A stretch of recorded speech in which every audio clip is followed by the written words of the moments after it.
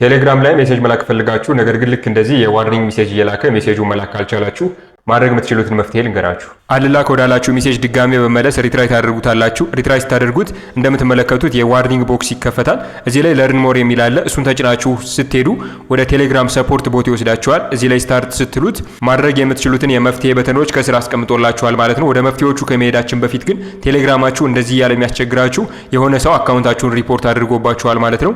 ለምን ሪፖርት እንደተደረገባችሁ ማወቅ ከፈለጋችሁ ሁለተኛ ላይ ያለውን ምርጫ መጠቀም ትችላላችሁ። ጥፋታችሁን ደግሞ አምናችሁ ሪፖርት መደረጉን ትክክል ነው ብላችሁ ካመናችሁ ሶስተኛ ላይ ያለውን ምርጫ መጠቀም ትችላላችሁ። ሪፖርት የተደረገባችሁ ደግሞ በስህተት እንደሆነ ደግሞ የምታስቡ ከሆነ መጨረሻ ላይ ያለውን ምርጫ መጠቀም ትችላላችሁ። ስለዚህ መጨረሻ ላይ ያለውን ምርጫ ወይም ደግሞ ዚስ ኢዝ ኤ ሚስቴክ የሚለውን ምርጫ ተጠቅመን እንዴት ፊክስ ማድረግ እንዳለብን እናያለን ማለት ነው። በስህተት ነው ካላችሁት በኋላ ቅሬታችሁ ማስገባት ትፈልጋላችሁ ወይ ይላችኋል።